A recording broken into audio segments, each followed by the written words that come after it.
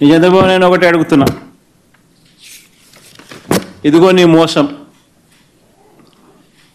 ఎన్నికల వేళ నువ్వు చెప్పినావు ఇది చేస్తాను అని. ఇదిగో నీ సూపర్ 6. దీనికి కావాల్సిన బడ్జెట్ ఇది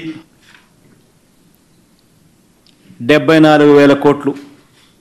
నువ్వు చేసినది మోసం కాదా?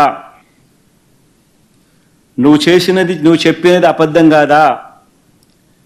నీ మీద 420 కేసు పెట్టకూడదా?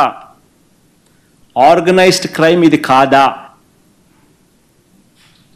అని నేను ట్వీట్ పెడతా ఉన్నాను. నా ఎమ్మెల్యేలు, కంటెస్ట్ చేసిన ఎమ్మెల్యేలు అందరూ ట్వీట్లు పెడతా ఉన్నారు, పెట్టబోతున్నారు.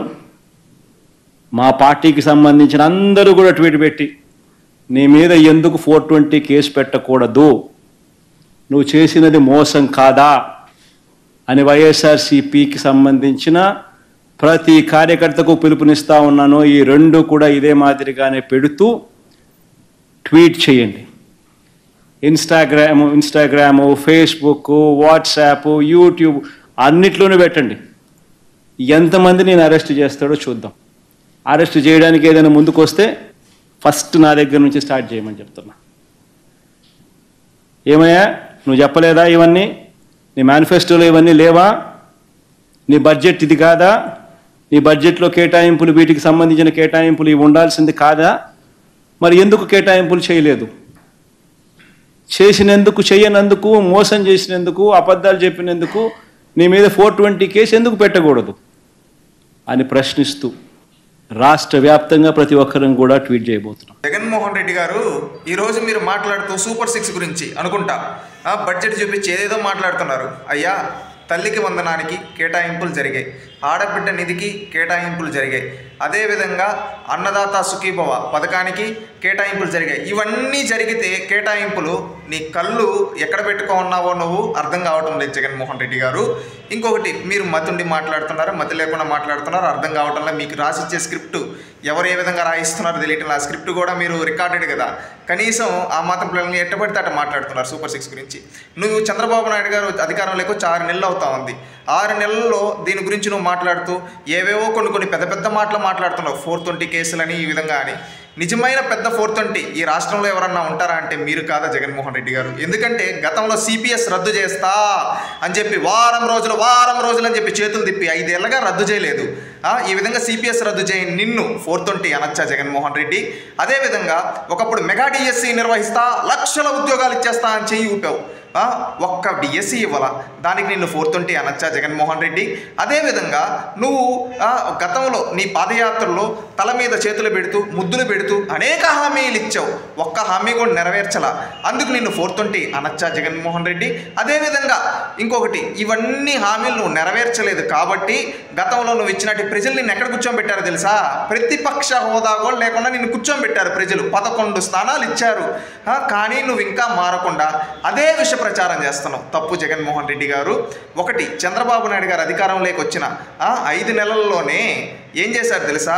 నువ్వు 5 ఏళ్లలో నిర్వహించిన మెగా డిఎస్సిని చంద్రబాబు నాయుడు రాగానే మెగా డిఎస్సి నోటిఫికేషన్ ఇచ్చి టెట్ కూడా నిర్వహించాడు. మెగా డిఎస్సి కూడా రేపు నిర్వహిస్తున్నారు తెలుసా జగన్మోహన్ రెడ్డి?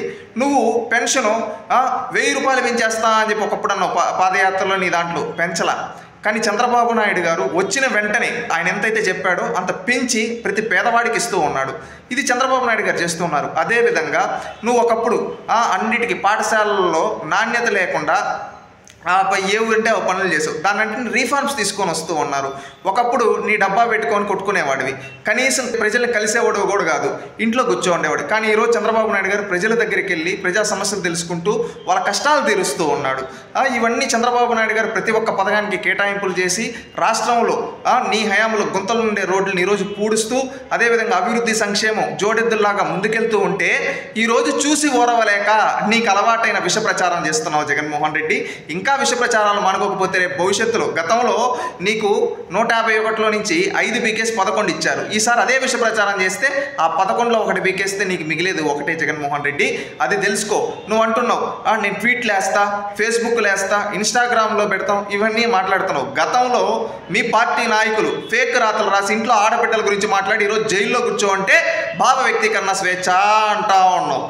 ఆ టైంలో మళ్ళీ విష ప్రచారం చేస్తావంటే నువ్వు ఇంకా మారవా? ఎంతమందిని బలి చేస్తావు జగన్మోహన్ రెడ్డి? నిన్ను నమ్ముకున్న ఐఏఎస్లు జైల్లో ఉన్నారు, నిన్ను నమ్ముకున్న సోషల్ మీడియా కార్యకర్తలు నిన్ను చూసుకొని ఎగిరెగిరిగారు.